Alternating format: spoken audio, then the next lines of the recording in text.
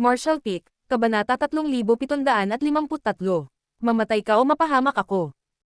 Dahil mismo sa planong ito nang sumiklab ang digmaan sa pagitan ng dalawang mundo ilang taon na ang nakalilipas, agad na kinaladkad ng Demon Saint ang mga Great Emperor sa kakaibang lugar na iyon. Una, ito ay upang maiwasan ang kanilang pakikialam sa kasunod na labanan, na nililimitahan ang lakas ng Star Boundary. Pangalawa, ito ay upang pinuhin ang kalooban ng langit at lupa sa kanilang mga katawan at masira ang mga depensa ng Star Boundary. Ngayong handa na ang lahat, talagang walang kapangyarihan ang Star Boundary na labanan ang Demon Race. Ang malalaking bahagi ng lupa ay nabura at naging Demon Land. Isang marangal na kapaligiran ang Bam-Alot sa bulwagan. Ang sinabi ni Yang Kai ngayon ay nakaapekto sa kanilang isipan, kaya nahihirapan silang matuno. Paano natin ito mapipigilan? May nagtanong. Dahan daw ang umiling si Yang Kai. Ngayong naihayag na ang mga pamamaraan ng Demon Race, wala nang kapangyarihan ang Star Boundary na lumaban. Maliban kung ang mga Great Emperor ay may paraan upang makatakas o labanan ang ganitong uri ng pagpipino, ang Star Boundary ay babagsak sa malaot madali. Nagbabago ang lihim ng langit, lumilitaw ang mahiwagang langit. Isang mahinang boses ang nagmula sa isang sulok ng bulwagan. Biglang itinaas ni Yang Kai ang kanyang ulo at tumingin sa direksyong iyon, isang kakaibang liwanag ang kumikislap sa kanyang mga mata. Nang makitang ang nagsalita ay si Gao Zon, nagmamadali siyang nagtanong. Brother Gao, saan mo ito narinig? Hindi gaanong nakipag-ugnayan si Yang Kai kay Gao Zon. Ilang oras lang siyang kasama niya sa pagitan ng Star Boundary at Demon Territory mahigit 20 taon na ang nakararaan. Siya ay isang direktang disipulo ng Heaven's Revelations Great Emperor. Bagamat wala siyang kakayahang makita ang lihim ng langit, tingnan ang hinaharap, at makita ang nakaraan tulad ng mga Great Emperor, siya ay direktang disipulo pa rin ng mga Great Emperor. Noon, sa crack na iyon, binalaan din ni Gao Zon si Yang Kai na mag-ingat. Nang maglaon, lumabas na ang kanyang babala ay hindi walang dahilan. Si Yoromeng ay nagbalat kayo bilang Li Shiqing at nagtanim ng Soul Secret Technique kay Yang Kai, na humantong sa iba't ibang gusot sa pagitan nila ni Yoromeng. Si Gao Zon ay nanatili sa High Heaven Palace sa nakalipas na ilang taon, ngunit dahil siya ay direktang disipulo ng Heaven's Revelations Great Emperor, hindi siya kasama sa anumang hukbo at isang malayang tao.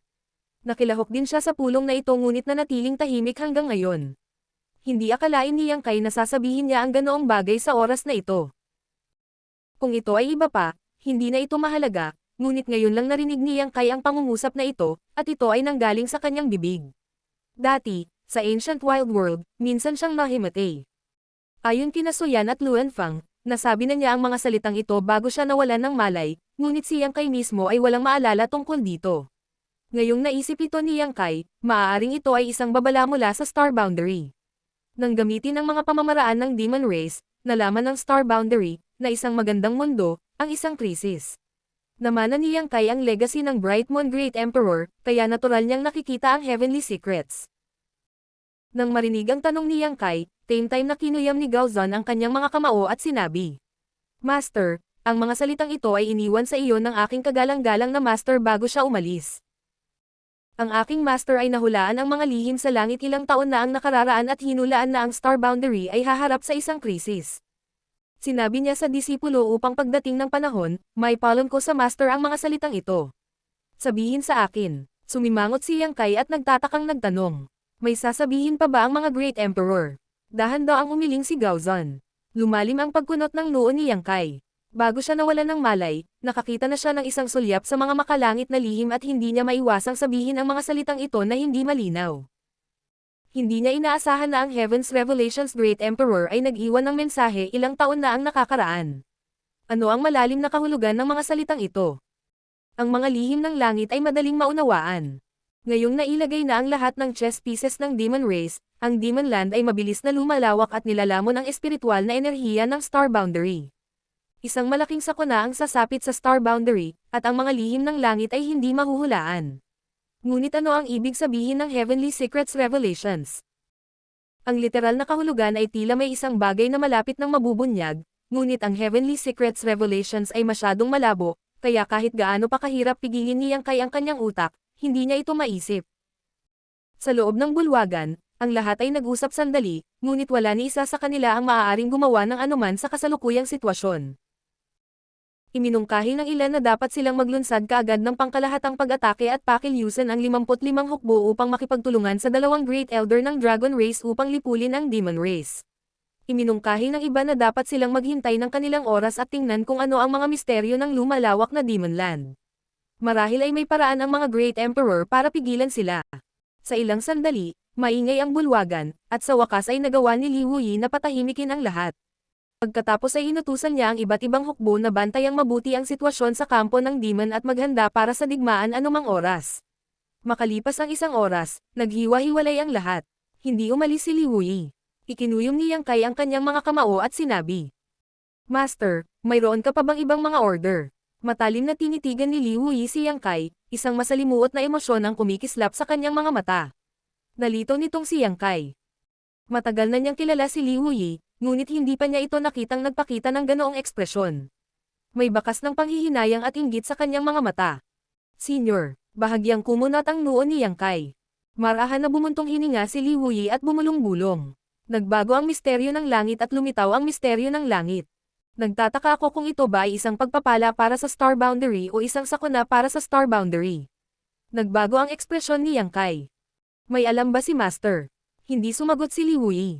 Ngumiti lang siya at sinabing, "Samahan mo akong mamasyal." Habang nagsasalita siya, kumislap ang kanyang anyo, at lumabas siya. Nag-isip sandali si Yang Kai at sumunod. Pareho silang bihasa sa Dao of Space, at habang kumikislap ang kanilang mga figure, mabilis na nagbago ang lupa sa ilalim ng kanilang mga paa, at ang mga tanawin sa kanilang paligid ay patuloy na nagbabago. Makalipas ang isang oras na paglipad, sa wakas ay nakarating sila sa isang tiwangwang na lugar. Ang lugar na ito ay ganap na baog at walang nakatira. Karamihan sa mga lugar sa Northern Territory ay napakalamig, at ang lugar na ito ay walang pagbubukod. Natakpan ng puting nyebe ang lupa, at napakakapal ng hiningang kanilang ibinuga na kitang-kita sa mata. Si Li Wuyi ay nakatayo sa kawalan habang ang kanyang mga kamay ay nakapulupot sa kanyang likuran, nakatingin sa langit. Tumangala din si Yang Kai, ngunit ang tanging nakita niya ay isang kulay abong kalangitan at mga snowflake na lumilipad pababa. Hindi niya alam kung bakit siya biglang dinala ni Li Wuyi dito, pero parang may gusto siyang sabihin sa kanya. Bukod dito, labis din ang pag-aalala ni Yang Kai sa kanyang sinabi, na para bang alam niya ang kahulugan sa likod ng mga salitang iyon. "Master." Tawag ni Yang Kai. Nang hihingi na sana siya ng paliwanag, biglang lumingon si Li Wuyi, may nakamamatay na tingin sa kanyang mukha. Ang kanyang hangarin na pumatay ay halos nakikita nang itinaas niya ang kanyang kamay at nagpadala ng hampas ng palad kay Yang Kai. Dahil sa kawalan ng bantay, hindi inaasahan ni Yang Kai na aatake siya ni Li Wuyi. Mula nang makilala niya si Li Wuyi, palagi niyang pinananatili ang banayad at pinong hitsura. Kahit na noong si Yang Kai ay mahina pa, si Li Wuyi ay hindi kailanman nagpakita sa kanya ng kahit kay-titing na paghamak. Kahit sinong makakasama niya ay parang naliligo sila sa simoy ng tagsibol. Bagamat si Li Wuyi ay kinikilala sa publiko bilang pinakamalakas na tao sa ilalim ng mga Great Emperor, hindi siya kailanman naging mapagmataas tungkol dito. Palagi niyang tinatrato ang lahat ng may kabaitan at kabaitan. Sa paglipas ng mga taon, ang iba't ibang hukbo ng Star Boundary ay nanalo pagkatapos ng tagumpay sa labanan laban sa Demon Race sa ilalim ng kanyang utos. Masasabing malaki ang naiambag ni Li Wuyi sa kanilang kaligtasan. Kung wala siya, sino ang nakakaalam kung anong uri ng sitwasyon ang magiging Star Boundary ngayon? Mula sa pananaw ni Yang Kai, si Li Wuyi ay isang senior na handang gabayan ang kanyang mga juniors. Nakipagpalitan din siya ng maraming insight at karanasan sa kanya tungkol sa paglilinang ng space principles, kaya natutunan ni Yang Kai ang maraming magagandang bagay mula kay Li Wuyi. Ang gayong tao ay kapwa isang master at isang kaibigan. Si Yang Kai ay lubos na gumagalang sa kanya. Hindi inaasahan ni Yang Kai na isang araw, susubukan siyang patayin ni Li Wuyi. Ang hampas ng palad ni Li Wuyi ay kakilakilabot na matulin at mabangis, ang kapangyarihan ng space principles ay nag-iiba-iba. Ito ay tiyak na hindi isang ordinaryong pagsubok, sa halip, talagang sinadya ni Li Wuyi na kunin ang buhay ni Yang Kai. Bagamat dumating ang hampas ng palad na ito nang walang babala, hindi naging mabagal ang reaksyon ni Yang Kai at nagmamadali niyang itinaas ang kanyang kamay upang salubungin ito. Sa sandaling nagsalubong ang dalawang palad, kapansin-pansing nagbago ang ekspresyon ni Yang Kai nang maramdaman niyang nagbago ang space principles na umaatake sa kanya nang hindi mahuhulaan. Bagamat pamilyar sa kanya ang space principles, nagbigay ito sa kanya ng pakiramdam na mahirap itong pigilan. Si Li Wuyi ay nakalubog sa Flowing Time Great Emperor Space Principles sa napakatagal na panahon, kaya ang kanyang kontrol sa space principle ay napakahusay.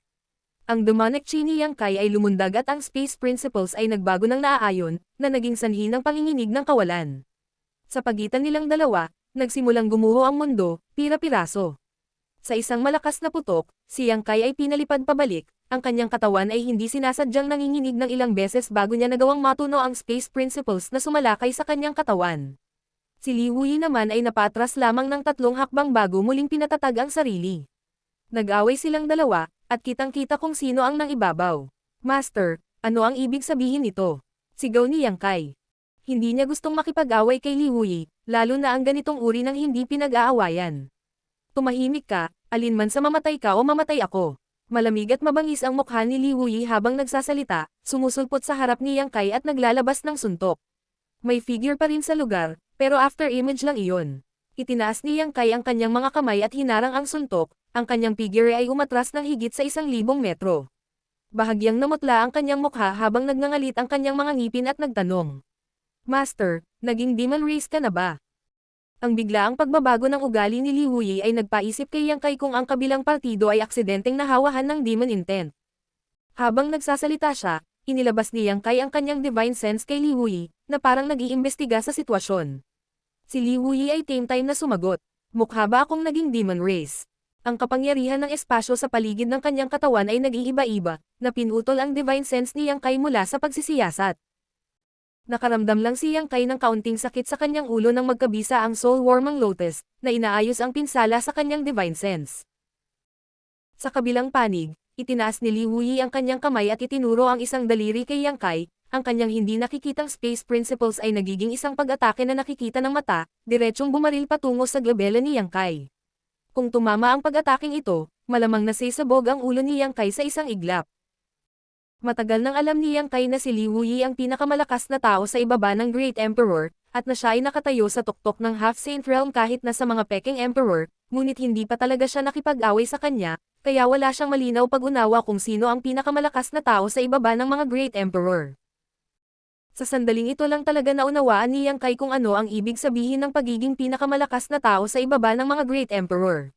Ang taong nasa harap niya ay ganap na naiiba sa Half-Saint o sa Peking Emperor na nakipag-away na si Yang Kai. Halos malagutan ng hininga ang kanyang mabangis na atake. Nang malapit na siyang maabot ng Space Principles ay halos hindi nagawang itaas ni Yang Kai ang kanyang kamay at magpadala ng Moonblade. Ang dalawang Space Forces ay tahimik na nagbanggaan, at ang dalawang Space Forces ay nawala ng walang bakas. Mataimtim ang ekspresyon ni Yang Kai habang sinabi niya, Master, mangyaring tumigil. Sa kritikal na yugtong ito ng kaligtasan ng Star Boundary, talagang ayaw niyang makipag-away dito kay Li Wuyi. Kahit na sino ang manalo, ito ay ang pagkatalo ng Star Boundary. Higit pa rito, sa pagharap kay Li Wuyi, walang tiwala si Yang Kai na manalo. Kahit na ginamit niya ang lahat ng kanyang paraan, makakaligtas lang siya. Ipakita mo sa akin kung ano ang kaya mo, o mamamatay ka dito ngayon. Habang nagsasalita si Li Wuyi, bigla niyang pinagsalikop ang kanyang mga kamay. Kasunod ng pagkilos na ito, agad na naramdaman ni Yang Kai ang paghigpit ng kanyang katawan, na para bang siya ay nakakulong sa lugar ng isang hindi nakikitang puwersa. Martial Peak, Kabanata 3754. Pagsusulit ni Li Wuyi. Ang espasyo sa paligid ng katawan ni Yang Kai ay nagsimulang sumikip at bawat pulgada ng kanyang laman at dugo ay nasa ilalim ng matinding presyon, na naging sanhi ng kanyang mga buto sa paglangit-ngit at pagdaing. Palaging ginagamit ni Yang Kai ang Space Force para paghigpitin ang mga galaw ng kanyang mga kaaway, ngunit sa pagharap kay Li Wuyi sa pagkakataong ito, sa wakas ay naranasan niya ang pakiramdam ng paghihigpitan ng kanyang sariling Space Force. Ang Space Force na nagmumula sa lahat ng direksyon ay hindi kayang labanan ni Yang Kai sa kanyang pisikal na katawan lamang. Kung sinubukan niyang kumapit ng mas matagal, madudurog siya sa isang meat patty sa madaling panahon. Galit na umungo si Yang Kai habang ang mga Space Principles sa kanyang mga kamay ay nagsimulang mag-iba-iba, dahan-daang itinulak ang mga ito sa gilid na para bang tinutulak niya ang isang hindi nakikitang pinto. Habang siya ay gumagalaw, ang mga nakikitang alon ay kumalat mula sa kanyang mga kamay. Ang Space Force na pumipilit kay Yang Kai ay agad na hamina ng malaki. Isang pahiwatig ng pagpapahalaga ang sumilay sa mga mata ni Li Wuyi nang bigla niyang itinaas ang kanyang mga palad at iniswipe iyon patungo kay Yang Kai mula sa malayo. Sa sumunod na sandali, nakita ni Yang Kai ang isang void crack na biglang nabuo sa kanyang baywang, na para bang ito ay palaging nandoon at naihayag lamang ang kanyang mabangis na hitsura sa sandaling ito. Ang ekspresyon ni Yang Kai ay hindi maiwasang magbago habang iniisip niya sa kanyang sarili. Kaya ang Space Principles ay maaari ding gamitin ng ganito. Bago siya magkaroon ng oras upang humanga sa katalinuhan ni Liu Yi, ang void crack na ilang talampakan lang ang haba ay nagkaroon na. Hiwa na sa balat ni Yang Kai na parang hindi masisira na talam, na nagdulot sa kanya ng matinding kirot. Kahit na sa pisikal na katawan na ipinagmamalaki ni Yang Kai, mahirap para sa kanya na labanan ang gayong pag-atake. Diniin pa rin siya ng void crack, na nagpapahirap para kay Yang Kai na makagalaw man lang. Sa sandaling ito, huli na ang lahat para siya ay umatras. Sa kritikal na sandali ng buhay at kamatayan, ang isip ni Yang Kai ay nakakagulat na kalmado, hindi nagpapakita ng kahit kay titing na pahiwatig ng gulat habang inabot niya at hinawakan ang void crack. Ang kanyang kamay ay nag-transform sa isang kuko ng dragon habang hawak ni Yang Kai ang void crack. Ang void crack na ilang talampakan ng haba ay nagpumiglas at namimilipit na parang isang itim na espiritong ahas, nanginginig ang ulo at iginagalaw ang buntot nito habang tinatangka nitong salakayin si Yang Kai. Habang kinuyam ni Yang Kai ang kanyang kamay, bumagsak ang void crack. Tanging si Yang Kai, nabihasa rin sa space principles, ang makakagawa ng ganoong bagay. Kung ito ay iba pa, paano sila makakahawak ng isang void crack?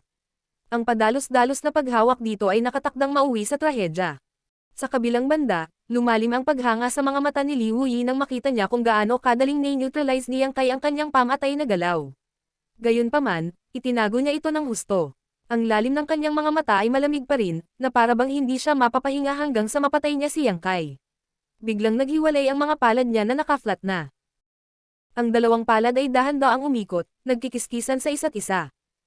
Nagbago ang ekspresyon ni Yang Kai.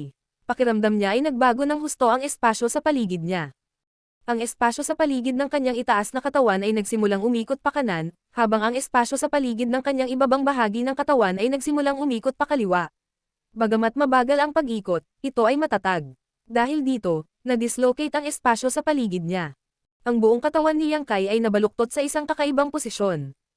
Ang kanyang itaas na katawan at ibabang bahagi ng katawan ay umiikot sa iba't ibang direksyon, at ang mga buto sa kanyang katawan ay gumagawa ng nakakapagod na tunog. Nabigla, muli niyang hinimok ang space law na itama ang mga bagay-bagay. Sa Yang Kai bilang sentro, ang espasyo sa loob ng radius na 1,000 metro ay ganap na kaguluhan. Hindi mabilang na maliliit na bitik ang nag-flicker sa loob at labas ng pag-iral. Naging mataimtim din ang ekspresyon ni Liu Yi. Ang kanyang mabagal na pag-ikot ng mga palad ay tila nakatagpo ng isang uri ng pagtutol, na naging dahilan upang bumagal ang mga ito hanggang sa tuluyang huminto. Sa isang dagandong, nabasag ang void at bumalik sa normal ang baluktot na katawan ni Yang Kai. Muling nagdikit din ang mga palad ni Liu Yi. Master, kunin mo na ito. Paulit-ulit na inaatake ni Liu Yi nang walang pagpipigil, galit din si Yang Kai. Ano man ang intensyon ni Liu Yi, hindi niya mapapayag ang sarili na bugbugin ng ganito. Ang pagharap sa numero 1 master sa ilalim ng Great Emperor na bihasa rin sa Tao of Space, ang pinakamahusay na paraan ay ang lumaban sa halip na tumakas. Sa harap niya, walang silbi ang pagtakas, at ang bulag na paglaban ay magpapabilis lamang sa kanyang pagkatalo. Ang pinakamahusay na depensa ay ang pag-atake. Pinitik ang kanyang 10 daliri, nagpadala si Yang Kai ng isang serye ng itim na moonblades patungo sa ulo ni Liu Yi. Ang huli ay hindi maihahambing na malaki at naglalaman ng isang nakakatakot na kapangyarihan. Sa harap ng matinding pag-ataking ito, nanatiling walang pakialam ang ekspresyon ni Liu Yi. Paimpol niyang itinaas ang kamay at marahang iwinagayway iyon sa harapan niya. Matikas ang kanyang mga galaw, na parabang nag-aalis ng alikabok. Ang kapangyarihan ng Space Laws ay pinawi, at ang mga Moonblades ay nawala bago nila maabot si Liu Yi. Tanging ang huling Moonblade lamang ang pinalihis ni Liu Yi sa gilid, na dumaan sa kanyang katawan. Walang silbi ang Moonblades mo sa akin. Tumingin si Liu Yi kay Yang Kai at sinabi sa walang pakialam na tono. Minsan na nilang tinalakay ni Yang Kai ang Tao of Space at nagpalitan ng cultivation insight, kaya natural na hindi siya estranghero sa Moonblades. Higit pa rito, nakita niyang ginamit ni Yang Kai ang nakamamatay na galaw na ito ng higit sa 1 beses. Nanatiling hindi nagbabago ang ekspresyon ni Yang Kai habang sumuntok. Kung walang silbi ang Moonblades, paano naman ang hakbang na ito? Sa sandaling bumagsak ang mga salitang ito, isang itim na globo ang biglang lumitaw sa harap ni Liu Yi. Ang itim na globo na ito ay pumutok ng aura ng chaos and nothingness, katulad ng sa The Void. Nagtaas ng kilay si Liu Yi. Malinaw niyang nararamdaman na ang kapangyarihan ng paggalaw na ito ay higit na nakakatakot kaysa sa Moonblades. Tuwa, sinubukan niyang alamin ang mga misteryo ng hakbang na ito, ngunit ang divine sense na kanyang pinakawalan ay nilamon ng itim na globo.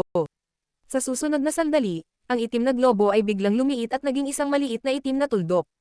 Nagsimulang gumuho ang langit at lupa patungo sa itim na tuldok na ito. Si Li Wuyi, na dinanas ang matinding pagbagsak na ito, ay hindi napigilan ang lakas ng pagbagsak at ang kanyang katawan ay namilipit habang siya ay mabilis na lumiit patungo sa itim na tuldok.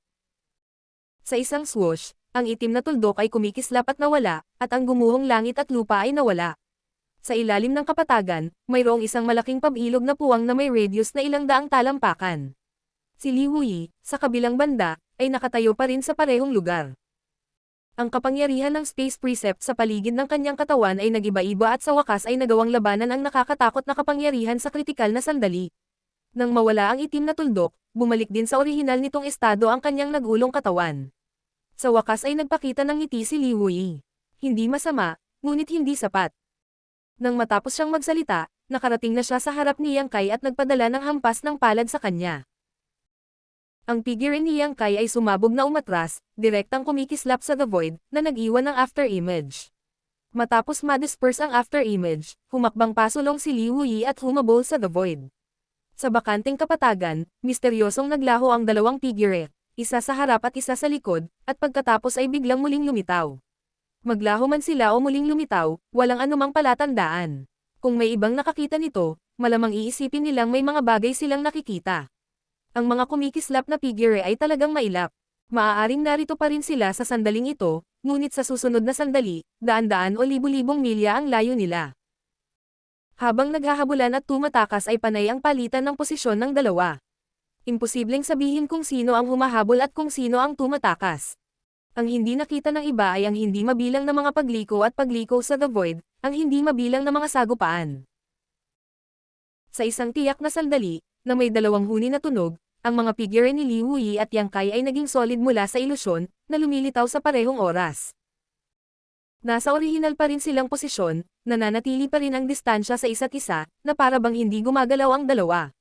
Nagtama ang kanilang mga mata, nakasimangot si Yang Kai habang nakangiti si Li Wuyi. Baka sa kanyang mga mata ang kaginhawaan, at ang lamig at pagpatay na layunin ay nawala na. Dinilaan ang kanyang medyo tuyong labi, nagtanong si Yang Kai. Master, ano ang kahulugan nito? Sa simula pa lang, talagang umaapaw ang hangarin na pumatay kay Li Wuyi, na para bang gusto niyang patayin si Yang Kai dito at ngayon, ngunit habang nag-aaway sila, napagtanto ni Yang Kai na ang layunin ng pagpatay ni Li Wuyi ay higit pa sa isang pagsubok.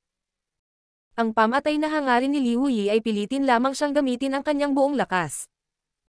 Mula simula hanggang wakas, ginamit lang ni Li Wuyi ang kanyang space principles, ngunit sa kanyang lakas, paanong hindi siya magkakaroon ng ilang makapangyarihang artifacts? Kung talagang gusto niyang patayin siya, ginamit ni Li Wuyi ang kanyang mga artifact. Ang hindi maisip ni Yang Kai ay, tungkol saan ang pagsubok na ito? Kung meron talaga, bakit hindi niya masabi sa kanya? Ngumiti si Li Wuyi at nagsabi. Nagbago ang lihim ng langit, at lumitaw ang mahiwagang langit. Oras na para makipagkompetensya para sa Great Daw.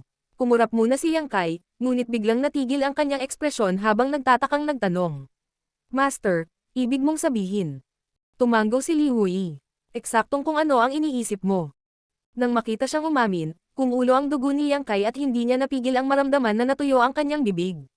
Pinipigilan ang pananabik sa kanyang puso, tinanong niya. Ano ang kinalaman ng Great Daw sa kasabihang ito? Tumawa si Li Wuyi. Ang lugar kung saan makikipagkompetensya ang Great Daw ay nasa loob ng Mysterious Heavens Palace. Mysterious Heavens Palace, gulat na tumingin sa kanya si Yang Kai. Ano ang lugar na iyon? Ewan ko, ngayon ko lang narinig. Sumimangot si Li Wuyi, tila hindi sigurado kung ano ang Mysterious Heavens Palace na ito, ngunit dahil tinawag itong Mysterious Heavens Palace, tiyak na ito ay isang misteryosong lugar. Bago ito, sinusubukan pa rin niyang hulaan kung ano ang ibig sabihin ng maxim. Ang kasabihan ng Mysterious Heavens ay nalito sa kanya, ngunit ngayon sa paliwanag ni Li Wuyi, sa wakas ay naunawaan na niya. Ang Mysterious Heavens ay dapat na tumutukoy sa Mysterious Heavens Palace. Ang Great Emperor Heavens Revelations, at ang kasabihang ito na nakuha niya sa pamamagitan ng Heavens, Secret ay tumutukoy sa nalalapit na paglitaw ng Mysterious Heavens Palace. Ikinawit ni Li Wuyi ang kanyang mga kamay sa kanyang likuran at maluwag na sinabi. 100 taon pagkatapos ng Battle of Emperor sa Shattered Star Sea, binuksan ang Mysterious Heavens Palace. Sino man sa Star Boundary na kwalipikadong pumasok ay pumasok upang maghanap ng kanilang sariling mga pagkakataon at magsikap para sa Great Daw. Ang pagbubukas ng Mysterious Heavens Palace noong panahong iyon ay nagbigay daan sa Beast Warrior Master, Bright Moon Master, Ice Feather Master, Flower Shadow Master, at Kenye na umakyat sa posisyon ng Great Emperor. Pagkatapos ng isang paghinto, ngumiti si Li Wuyi at nagtanong. Alam mo ba kung bakit 5 sila? Nag-isip si Yang Kai. 5 Great Emperor ang namatay sa Battle of Emperor. Ang Battle of Emperor sa Shattered Star Sea ay isang labanan kung saan kinubkob at nilipol ng Great Emperor ng Star Boundary si Wukong. Sa labanang iyon, nakipaglaban si Wukong sa magkasanib na puwersa ng 9 na iba pang Great Emperor ng mag-isa. Bagamat siya ay nabugbog din sa isang pulpol, ang Battle of Heaven devouring Great Emperor Heaven-defying tactics ay nagbigay daan pa rin sa kanya na patayin ang Blue Lotus Great Emperor, Yuan Ding Great Emperor, Martial Flame Great Emperor, at Vast Sea Great Emperor ayon sa pagkakabanggit bago siya mamatay. Ang labanang iyon ay hindi pa naganap at nakakapang-inig sa mundo. Sa mahabang kasaysayan ng Star Boundary, hindi kailanman nagkaroon ng labanan na kasing tindi ng isang iyon. Ang Mountains and Rivers Bell ni Yang Kai ay ang life source artifact ni Yuan Ding Great Emperor, at ang Phoenix True Fire ni Liu Yan ay minana mula sa Martial Flame Great Emperor. Martial Peak, Kabanata 3755. Hindi ako ang pupunta, ikaw. Sa labanan ng Great Emperor sa Shattered Star Sea, napatay ni Wukong ang 4 na Great Emperor, ngunit siya mismo ay nadurog din. Kahit na ang kanyang kaluluwa ay nakatakas at nagtago sa kailaliman ng Shattered Star Sea, para sa Star Boundary, kalahati ng 10 Great Emperor ay namatay sa labanang iyon, na eksaktong 5. Nagkaroon ng limitasyon sa kapasidad ng bote ng langit at lupa. Ang limitasyon ay 12 sa Demon Territory at 10 sa Star Boundary. Sa makatuwid, kahit na maraming mga kakompetensya na kwalipikadong maging Great Emperor noong nagbukas ang Mysterious Heavens Palace noong huling pagkakataon, mayroon pa ring 5 na huling tumawa. Ngumiti si Li Wuyi at tumango. Oo, 5 Great Emperor ang namatay sa Shattered Star Sea, kaya makatwirang 5 pa ang ipanganak sa Mysterious Heavens Palace. Ngayon, ang Mysterious Heavens Palace ay malapit nang mabuksan muli, ngunit ang sitwasyon ng oras na ito ay magiging iba. Hindi na magkakaroon ng napakaraming Great Emperor na isisilang. Natatakot ako. Magkakaroon lamang ng isa. Naiintindihan ni Yang Kai. Sa 10 Great Emperor ng Star Boundary, ang Great Emperor ng Secular World ay nawawala, at ang Night Shadow Great Emperor ay lumiko sa Demon Territory, ngunit sila ay buhay pa rin pagkatapos ng lahat. Tanging ang Bright Moon Great Emperor ang namatay, na nag-iwan lamang ng isang bakanteng lugar sa bote ng langit at lupa. Sa makatuwid, kahit na magbukas ang Mysterious Heavens Palace at dumating ang araw ng Great Competition, isang tao lang ang maaaring maging Great Emperor sa huli. Sa ganitong paraan, ang kompetisyon ay magiging napakahigpit. Sa pag-iisip nito, sumimangot si Yang Kai at sa wakas ay naunawaan niya ang ibig sabihin ng mga naunang salita ni Li Wuyi. Sa kritikal na sandaling ito ng kaligtasan ng Star Boundary, kung magbubukas ang Mysterious Heavens Palace, hindi alam kung ito ay isang biyaya o isang sumpa para sa Star Boundary. Kung ang isang tao ay makakakuha ng pagkakataong ito sa huli at makabawi sa 10 Great Emperor ng Star Boundary, ito ay magiging lubhang kapaki-pakinabang sa kasalukuyang sitwasyon ng buong Star Boundary. Sa kasalukuyan, ang 2 Great Elder ng Dragon Race ay maaaring magsanib puwersa upang labanan ang 3 Demon Saint. Kung may isa pang Great Emperor, ito ay halos katumbas ng isang hindi magagapi na pag-iral. Ngunit bago maging Great Emperor, kailangan ng madyugo at malupit na kompetisyon. Napakaraming peking Emperor sa Astral Boundary, ngunit hindi rin sila kakaunti. Sa landas ng martial arts, sino ang hindi matapang na nagsusumikap na maabot ang rurok? Ngayong napakagandang pagkakataon na ang inilagay sa kanilang mga mata, sino ba ang hindi matitinag? Ngunit kung ang lahat ay matukso at tumakbo sa Mysterious Heavens Palace na iyon upang ipaglaban ang Great Dao, kung gayon saan pupunta ang 55 Legion ng Star Boundary? Kung wala ang mga peking Emperor na ito, ang Demon Race ay magagawang pukse ng iba't ibang hukbo sa isang iglap. Kung papasok sila sa Mysterious Heavens Palace para ipaglaban ang Great Dao, tiyak na magkakaroon ng internal friction. Ito ay isang bagay na hindi kayang tiisin ng kasalukuyang Star Boundary. Para sa kapakanan ng kaligtasan ng Star Boundary, maaaring sundin ng iba't ibang Legion Commander at Peking Emperor ang mga utos ni Li Wuyi at pangunahan ang kanilang mga nasasakupan sa labanan. Gayunpaman, kung ito ay para sa kanilang sariling mga pagkakataon at layunin ng paglilinang, gaano kalaki ang silbi ng mga utos ni Li Wuyi. Bukod dito, hindi niya maaaring utusan ang mga Peking Emperor na huwag lumahok sa pakikibaka para sa Great Dao. Hindi napigilan ni Li Wuyi ang kanyang sarili na gawin ang bagay na iyon.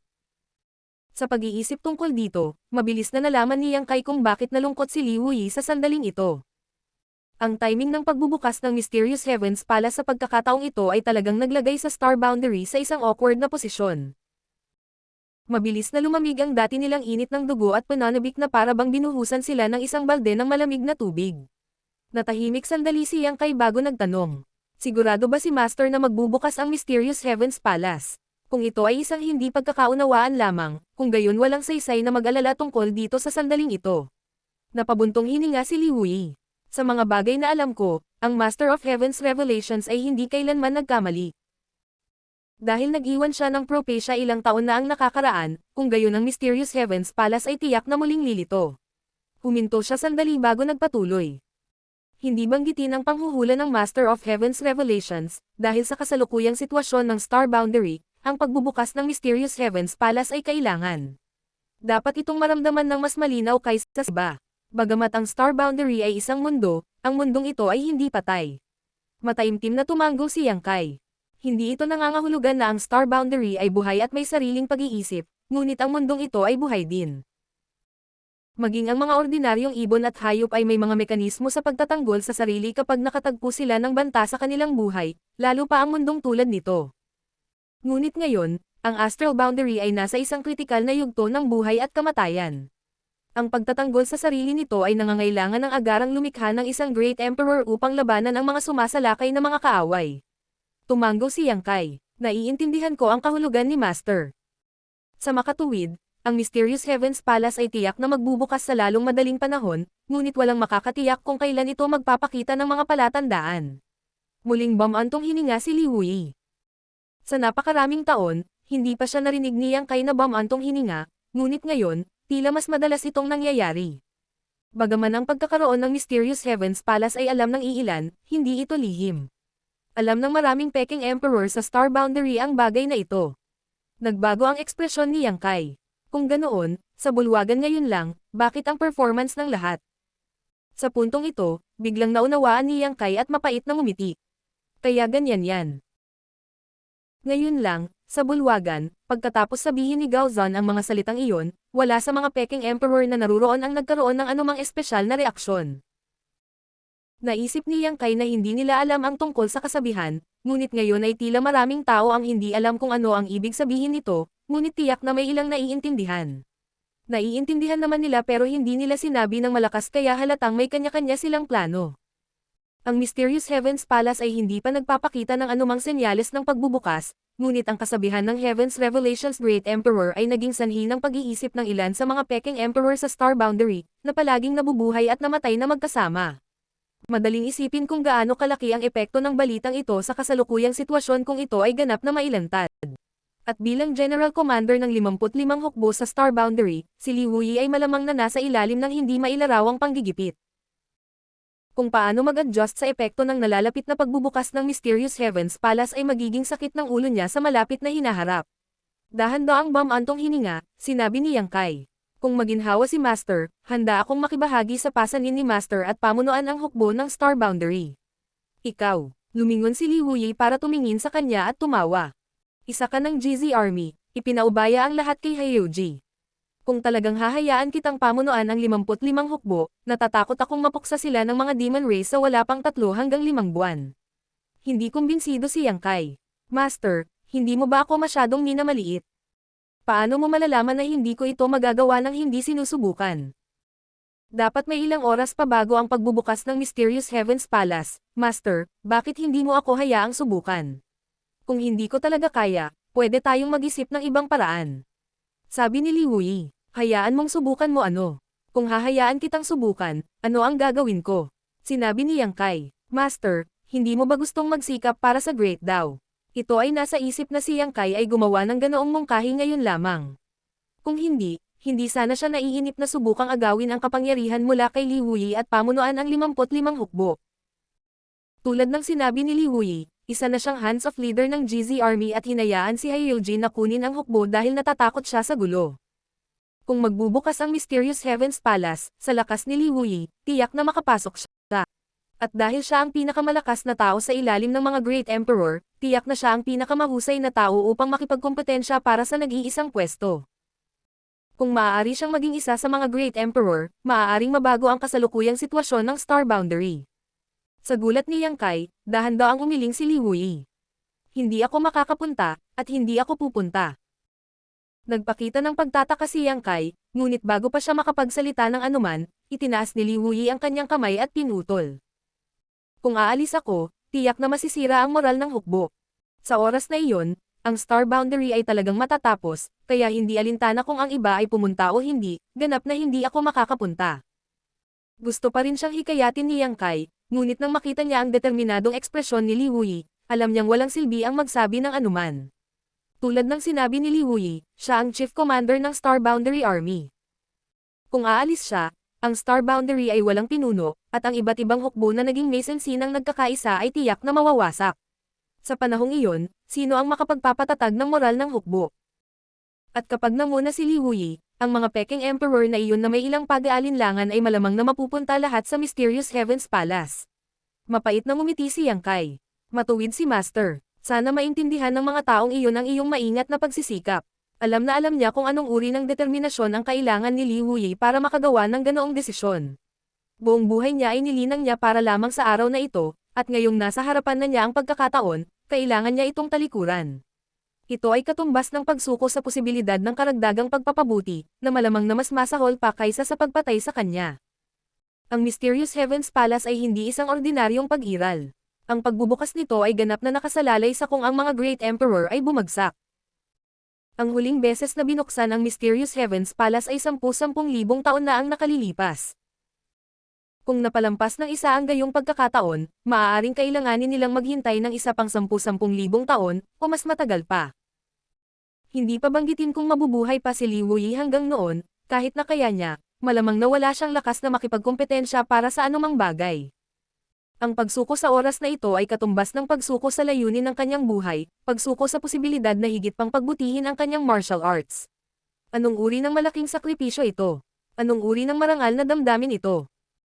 At ang nagtulak sa kanya na gawin ang desisyong ito ay ang walang katiyakang mundong ito at ang daan-daang milyong buhay na nilalang na nagpupumilit na mabuhay. Si Yang Kai ay napuno ng pagkamangha.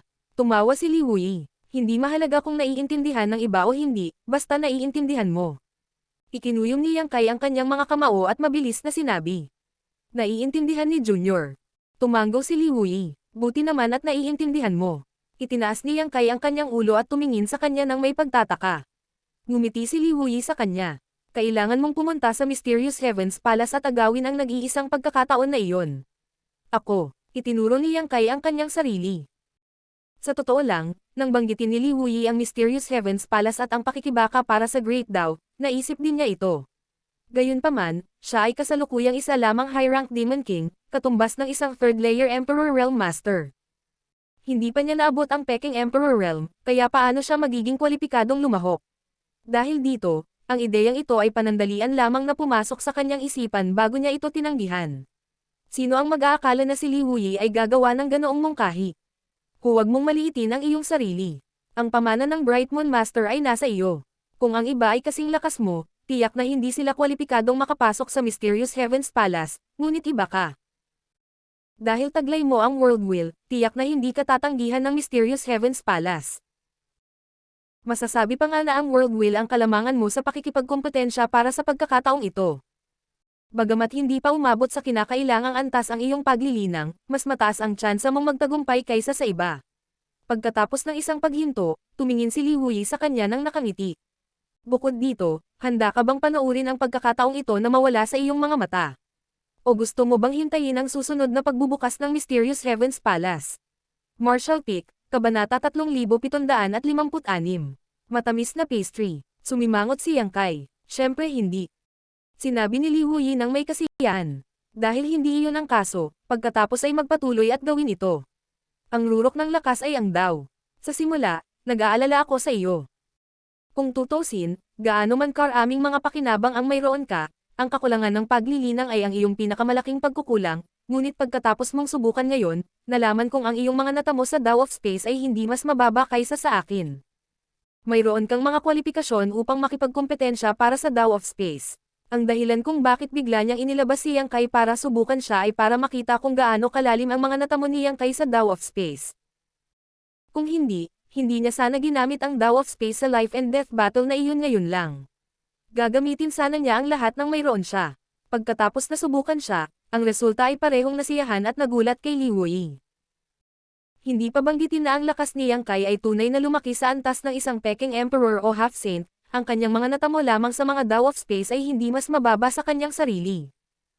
Ito ang pinakamalaking dahilan kung bakit sumuko si Li Wuyi sa pagpasok sa Mysterious Heavens Palace. Dahil si Yang Kai ay may mga kwalipikasyon, kung gayon ang pagpapasok kay Yang Kai sa Mysterious Heavens Palace ay hindi magiging mas masahol pa kaysa sa pagpayag siya mismo ang pumasok dito. May isang bagay na kailangan mong pagtuunan ng pansin. Mataimtim ang ekspresyon ni Li Wuyi.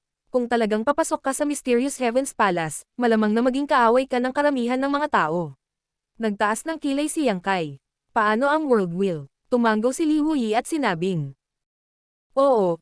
Ang World Will na nakuha mo sa Bright Moon Master ay magbibigay sa iyo ng maraming pakinabang sa paparating na labanan para sa Dao, ngunit ilalagay ka rin ito sa lahat ng uri ng panganib. Siguradong may mga taong makakahanap ng pagkakataon na atakihin ka. Kasama sa mga taong ito hindi lang ang half-saint ng Demon Race, kundi pati na rin ang Peking Emperor ng Star Boundary. Naging seryoso ang ekspresyon ni Yang Kai. Maaaring makapasok ang half-saint sa Mysterious Heavens Palace. Tumawa si Li Wuyi. Sinong may sabing hindi sila makakapasok? Si Ken Ye ang pinakamagandang halimbawa. Nagawa niyang maging isa sa mga Great Emperor, kaya natural na makapasok din ang ibang half-saint of Demon Race. Kahit na ang mundong ito ay may mekanismo sa pagtatanggol sa sarili, at bubuksan ang Mysterious Heavens Palace kapag dumating ang panganib, wala itong pakialam kung sino ang makakakuha ng nakatakdang pagkakataong iyon sa loob.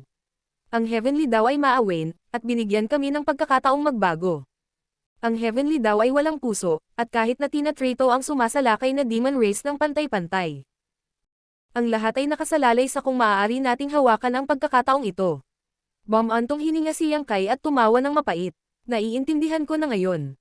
Sa madaling salita, kung ako ay papasok sa Mysterious Heavens Palace upang lumahok sa labanan para sa Great Dao, ito ay tulad ng paghahagis ng isang piraso ng matabang karne sa isang pakete ng mga lobo, tama ba? Ngumiti si Li Wuyi at sinabi. Kahit na ito ay hindi masyadong tumpak, iyon ang pangkalahatang ideya.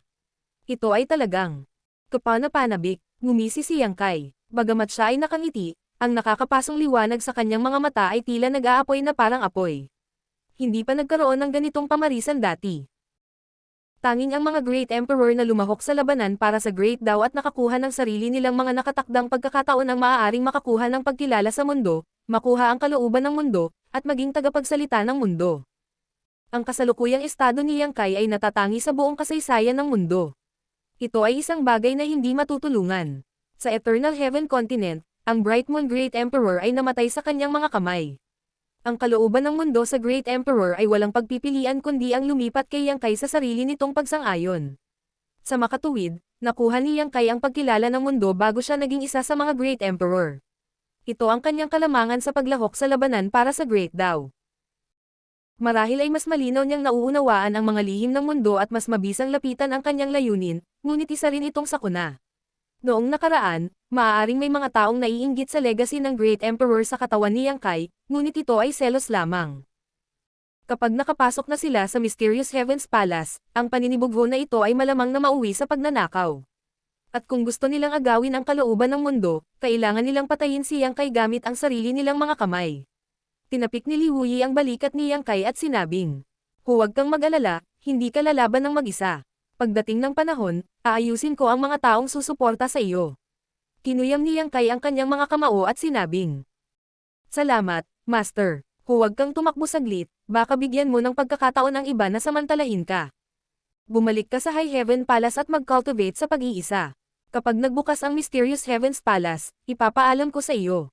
Ngumiti si Yang Kai at sinabing, Master, dahil gusto mo akong lumahok sa labanan para sa Great Dao, bakit gusto mo akong magtago? Bago magbukas ang Mysterious Heavens Palace, maaari akong magtago, ngunit paano kapag ito ay bumukas? Nagulat si Li Wuyi at agad na tumawa. Oo, masyado akong nag-iisip. Sige, pwede mong gawin lahat ng gusto mo, pero mag-ingat ka, lalo na sa mga gustong makipag-ugnayan sa iyo. Alam ko. Napangiti si Kai. Kung susubukang lumapit sa akin ang isang taong may lihim na motibo, hindi ako magpapakita ng anumang awa.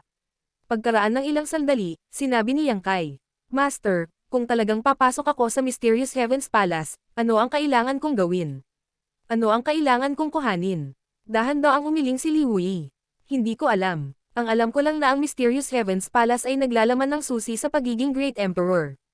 Tungkol naman sa sitwasyon sa loob ng Mysterious Heavens Palace, natatakot ako na walang nakakaalam sa Star Boundary.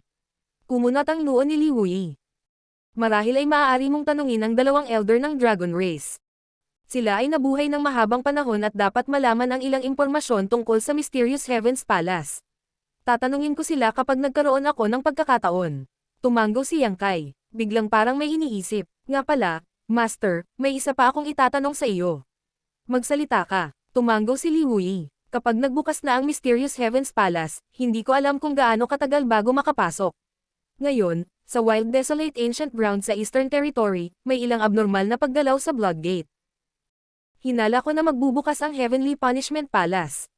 Ang Heavenly Punishment Palace, nagtaas ng kilay si Li Wei. Master, pakisuyong bigyang pansin ang panig na iyon.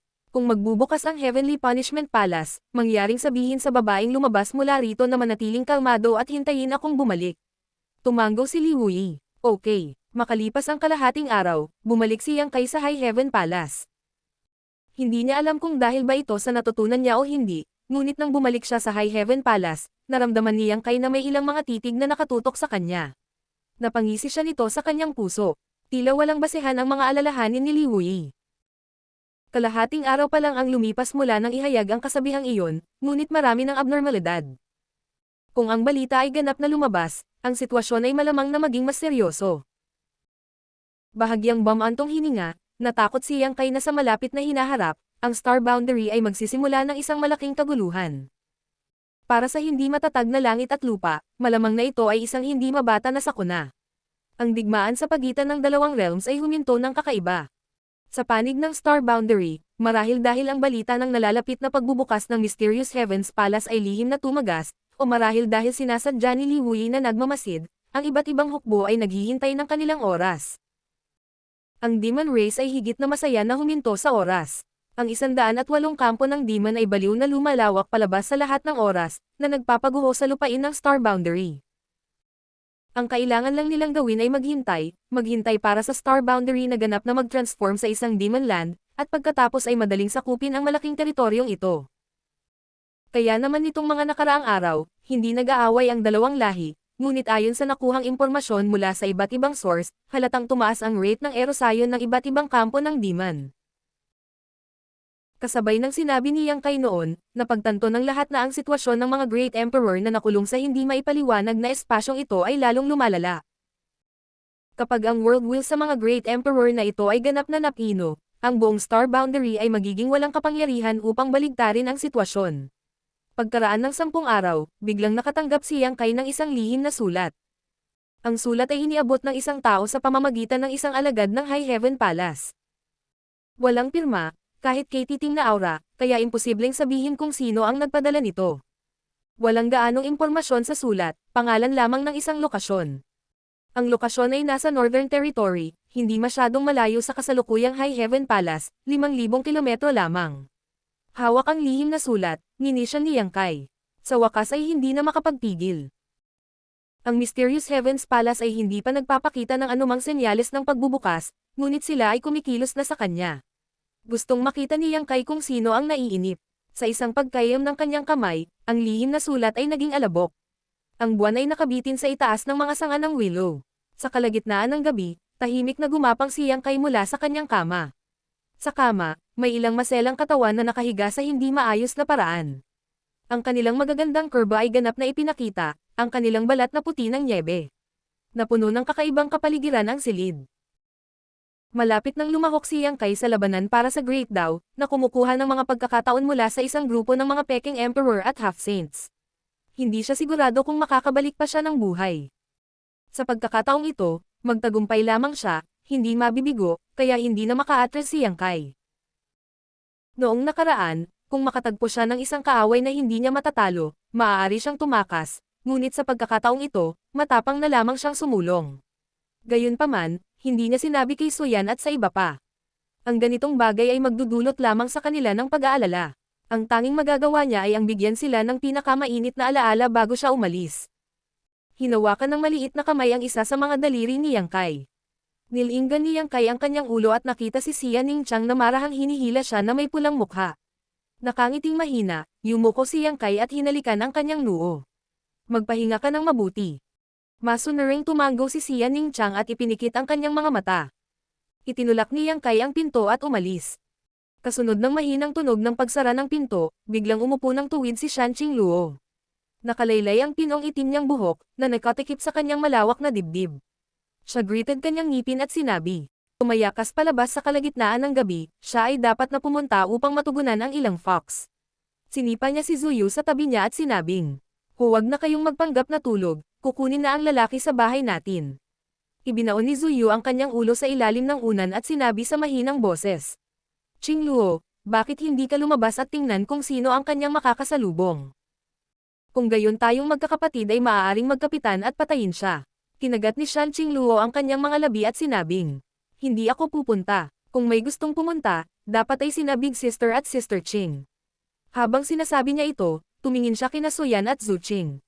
Ibinaba ni Zhu Qing ang kanyang ulo at kumapa sa kama.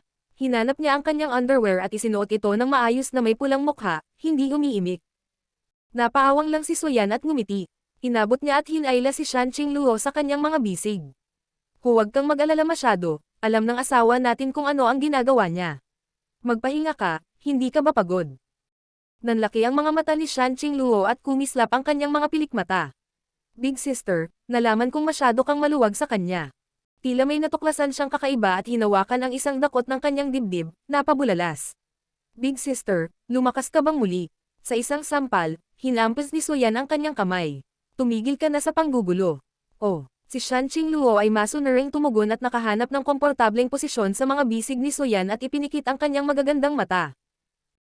Pagkaraang huminahon saglit, muling umakyat ang maliit na kamay at marahang tinakpan ang kanyang mga suso. Nang makitang hindi na ito sinubukang pigilan ni Suyan, isang ngiti ang lumitaw sa mukha ng maliit na kamay.